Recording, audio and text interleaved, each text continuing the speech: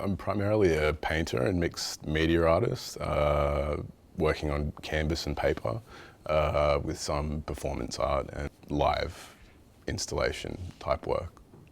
I think instinctively I've always been drawn to painting, just being able to express myself through the nature of paint and the brush. Mark making, and also being able to explore ideas through those mediums, create a language of my own, and you know, seek to translate that onto canvas or paper. Yeah. So did you always want to be an artist? For the HSC, I sort of majored in fine art. Probably it wasn't until my early 20s that I decided that I wanted to go and study visual art.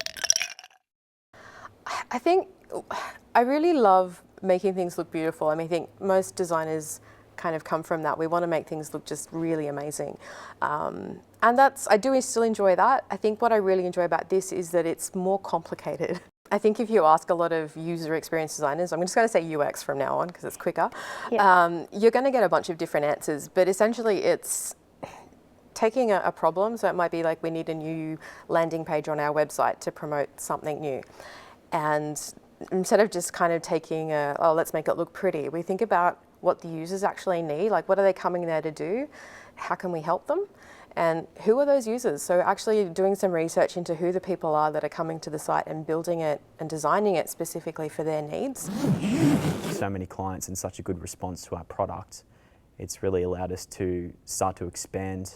We have a couple of editors now, a couple of drone operators, and yeah, slowly growing. I came back to Newcastle because I saw an opportunity to create my own business. We have been doing a lot of real estate work for real estate agencies in Newcastle, like Macquarie and even the Hunter. And it's a really good opportunity for us to show the location of real estate through drone work. You know, we try to diversify where we can, shooting the odd corporate video, TVC here and there, but not really limiting ourselves to real estate. So I've come from a producer-director background. The space I work in is all about promoting brands online, branded content that has a real message behind it, so creating genuine brand connections with consumers. So right now I work for a company called 90 Seconds. 90 Seconds is the world's cloud video production platform. And what that means is a bit like how Uber is the world's largest transport company and owns no cars. 90 Seconds is the world's largest video production agency, and we don't actually own any camera equipment. We work with a global network of freelancers. Across Australia, we have about 800 creators from towns and cities from one end to the other, and around the world we have about a couple of thousand people that we work with. Some people find that they're quite playful, or they've got humour about them, which maybe they do, but I find that there's something a bit more kind of conceptual about the pieces, especially the more later stuff that I've done. And people sort of think, oh, you know, they've got these real personalities and characters, which I see that, but I also don't see them as playful. And I find that, I guess, take that challenge that, okay, the media itself is quite difficult, and because it's playful and I'm not actually wanting that playfulness about them, they're not dolls, they're not something that you would play with. So the challenge is to then get something more serious out of this media that maybe is seen more like a craft.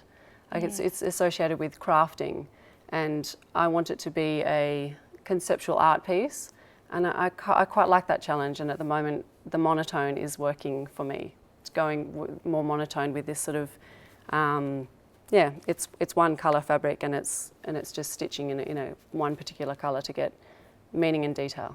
Typically, I would just say something really simple like, I make cartoons, and people understand what a cartoon is, and yeah, it's pretty self-explanatory, I think. So Dan, you've been working on an animated pilot. Can you tell me about how that came about?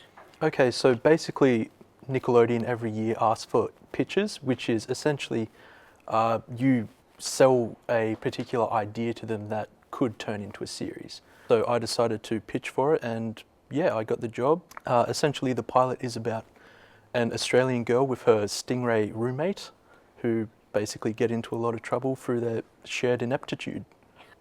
Dial up that math-smart stingray brain and solve our rat problem. Okay.